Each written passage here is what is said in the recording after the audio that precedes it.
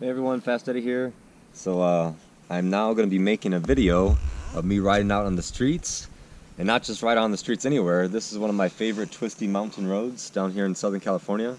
So I'm going to make one video going up, and then I'll stop it, and then I'll make another video of me coming back down. It takes about 6 minutes to get up, 6 minutes to get down, something like that. But the reason why I didn't make a lot of these videos before, maybe I will now if you guys actually enjoy it, but you're just going to be seeing the perspective of where my chin is pointing, right? You'll get to see my body position because of where if my head is way over here, then of course my body is this way.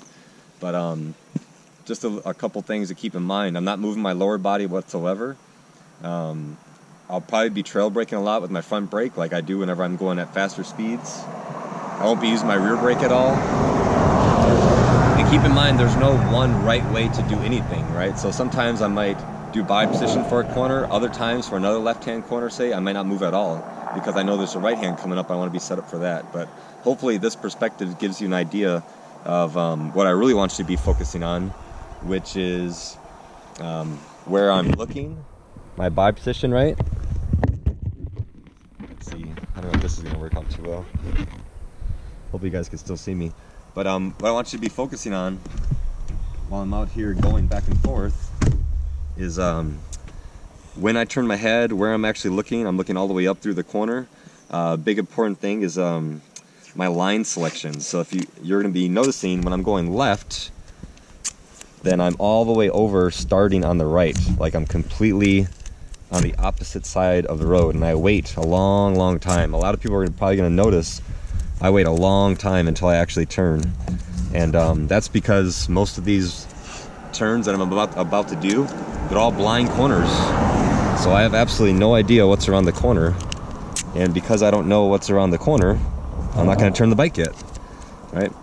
So another good thing to keep in mind, of course, I'm fully geared up like I always am, and this is during the week and there's very little cars here, so that's a good thing. If you're able to find a road or go in the morning or something like that, or where there's no cars or little cars, that's always going to be beneficial. But of course there's animals that could pop up and who knows what else, right?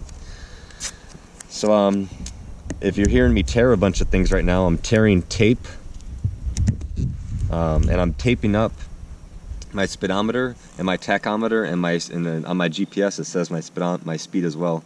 I'm taping all of that up because I don't want anybody to be focused on anything that's not relevant. So the most relevant thing for me to make these videos is for you to check out where I'm looking. You get to see a little bit of my body position, and you get to get a feel of my line selection, right? So that's the most important part. So that's why I'm taping up my speed. The speed doesn't matter. It's really focusing on a lot of things. Because a lot of people ask me, like, how do you get your knee down, how to do this? But their line selection is terrible, and they're going over the double yellow lines. So because people are focused on the wrong thing and they don't understand vision, throttle control, line selection, who cares about body position, and why are you dragging me on the public roads anyway? I mean, you can do whatever you want to do, but it's really not necessary. So I'm not going to be moving my lower body at all. But you'll hopefully get to hear the bike. You won't get to hear or see me trail braking, but hopefully you get to hear the bike of when I get on the throttle. And I want you to notice as I come out of a corner, I push the bike up first, because the more the bike comes up, right, I could get on the throttle earlier. So I hope you like the video. I'm going to go up, and then I'll stop it, and I'll make another one coming back down.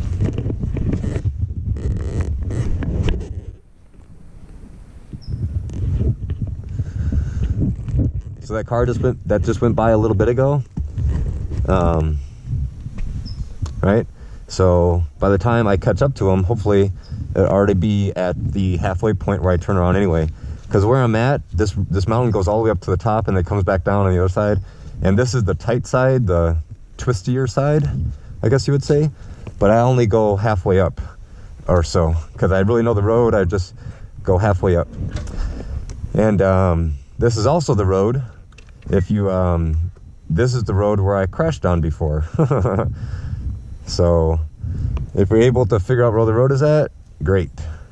If it doesn't matter, or who cares, then great too. It doesn't really matter. If you guys like this video, I'll be making a bunch of videos all over the place. So here we go.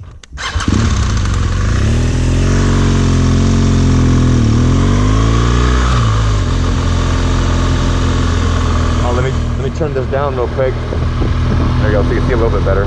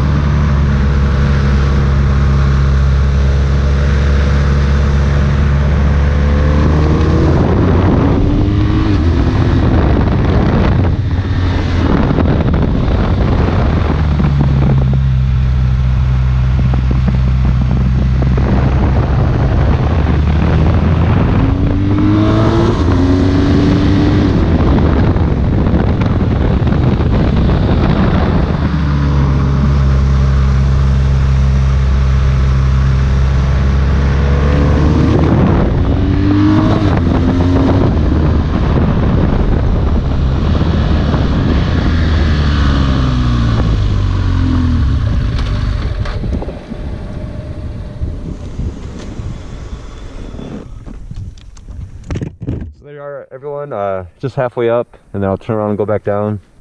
Another thing to keep in mind, whenever I come anywhere, I usually go back and forth and just look at the ground going extremely slow, make sure there's no big potholes or gravel or, you know, branches or something like that. And of course, this road is awesome because you can see how twisty it was, but there's hardly any cars because there's only one way up and one way down. So if I stay here for 5 minutes and no car passes me up, well, at least I know there's going to be no one coming up behind me, right? I can't tell who's coming up, but that's why I chose the line I do. So hopefully you got to see a couple things. Hopefully it made sense. Again, the speed is irrelevant of what I'm doing. That's why I taped all this stuff up, because I want you to focus on more about where my head was, my line selection. Hope you could hear me shift gears when I did it, when the bike's up and down, not while I'm leaning, etc., etc. So I'm going to make another video heading back down. So stay tuned for more. Thanks for watching.